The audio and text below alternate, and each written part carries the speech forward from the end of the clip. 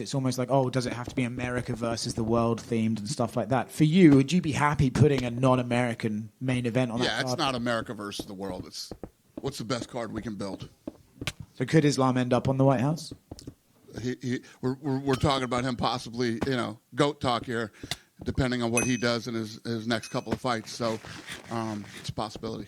And then speaking of GOAT talk again, Valentina Shevchenko, another crazy dominant performance. I saw you did a podcast where you said that fight would never be boring, and then it turned out that Valentina just kind of smoked her. Curious your thoughts on that fight as well. Yeah, I thought that, Weili's a little pit bull. I thought she would she would be much stronger and do better in that fight than she did. One of my buddies texted me after the fight and said, this is why we have weight classes.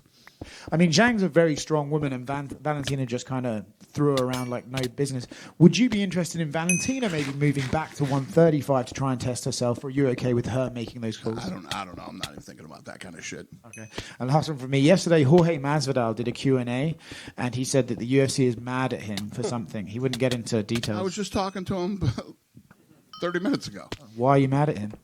I have no idea. I didn't know I was. Okay, cool. We're definitely not mad at him. He wants to come back and fight at the White House. I got no problem. I have no problem with him. Right here. The rest of the main card, a couple of star-making performances in Mike Morales and Carlos Prates. I know you guys have always been high on Carlos, but to put away Leon like that and calling himself the most entertaining fighter in the division, just what did you make of his kind of, like I said, star-making performance out there? Yeah, I mean, listen, when you get these kind of opportunities, like Ewing tonight, I mean, when you get an opportunity, you come to make the most of it. And there was a lot of that on the card tonight. Well, I was going to ask about Ewing, but I'll ask now. He laid out his last 48 hours. He got the call, caught a plane at 11, got to New York at 7:30, stepped on the scale at 9 a.m., said he's always going to be ready and just wants the rocket now. So I guess those last 48 hours have to be one of the most wildest ones for you guys. Yeah, it's incredible. I mean, definitely for him. When he came to the weigh-ins yesterday, I was like, hey, man, much respect. What an incredible opportunity for you. And no matter what happens tomorrow night, I'm going to be sending you something in the mail. And, I love these guys. It's like the guys that are just coming off the contender. I mean, you got Jack Della, who tonight was the champion, defending against a potential GOAT. And then you got the other guys that were on the card tonight, and then throwing a kid like Ewing, it's awesome. It's what makes this sport so fun. And then speaking of Michael Morales, not just his performance today, but kind of all week at the press conference, he kind of came off as a superstar. He got most of the questions. He's had the longest media day. There's a ton of Ecuadorian media here specifically for him. So you've got to see money with him moving forward. Listen, he's obviously incredible. He's 19-0. He's cool as hell, and he's got it all. You can check all the boxes with that kid. And then just last one from me, a reaction to Bo Nickal' head kick knockout and then getting on the cage and giving the double birds to the New York crowd.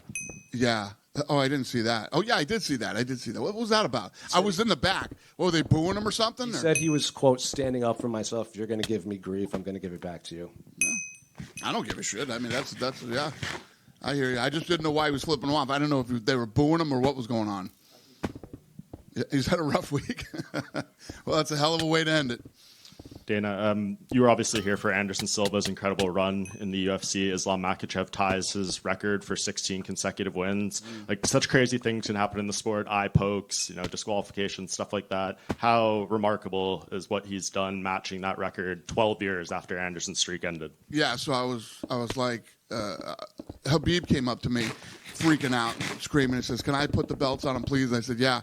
He goes over there and wraps him over the head with both the belts. I think he took more damage in getting his belts than he did during the fight.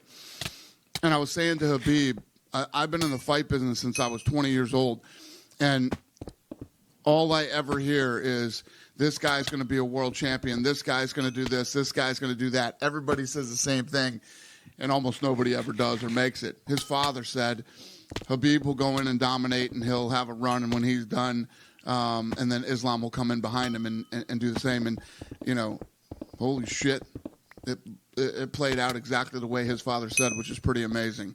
I don't know what you asked me, but I hope I answered your question. No, it's just his winning streak matching Anderson Silva's record. But yeah. Yeah, I mean, everything that this kid's accomplished and to move up and weight and say what you want about Jack and the odds. The odds makers had him a big. I didn't. I thought that fight was going to be much, much tougher for Islam. And Jack's a tough kid and gritty, and he beat Bilal, and Bilal's a nightmare for a lot of people. I thought it was going to be a lot closer than it was. So hats off to Islam for dominating. How much of a say will he get in who he wants to fight out of all these guys? Pre-fight, he was saying, like, Kamaru Usman's the greatest welterweight, the biggest name. I think he wants that as, like, a legacy kind of fight. Maybe, like, John won with Stipe or something. It's a great problem to have. You know what I mean? It's like there's so many. Like, when he started, he was walking through Shavkat and Usman and, Ilya, and the list goes on and on. It's a great problem to have, especially when you start talking about this kid is a couple fights away from possible GOAT talk. And I know this is the fight game. Crazy stuff happens all the time, especially behind the scenes. But I was right there on press row when that crazy brawl broke out with Dylan Dennis and the member of Khabib's team and stuff. Can you just tell us how disappointed you were to see that and any insight into the fallout? I blame myself for that, actually. They came back and told me right before I walked out for the main card that Dylan Dennis was here and he was moving around sitting in fighter seats and not sitting in his own seat that he had. He had a ticket. And they said, do you want us to throw him out of here? And I said, he has a ticket? And I said, yeah. And, they told me, they said, Masvidal said he's going to fuck him up on sight. And I said, well, where's Masvidal sitting? He said, well, he's 6 or 7 rows away from Masvidal. I said, well, if the guy has a ticket, let him sit in his seat and let him do what he's doing and keep an eye on him. It never even crossed my mind, as stupid as this could be, that the entire Muslim Brotherhood was here tonight in the first 5 rows for Islam. And as soon as it broke out, I was over on the other side, and I go, fuck.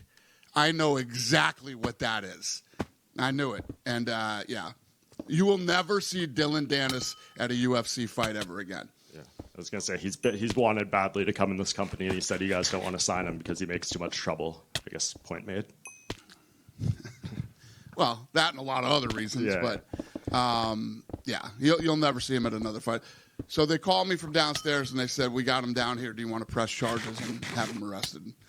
And I said, no, we don't want to press charges. This is the fight business, man. You know how I feel about this shit. And I could have prevented this tonight, and I messed up. Yeah. Anyone else get arrested or anything like that in the fall? Not that I'm aware of, no. Okay.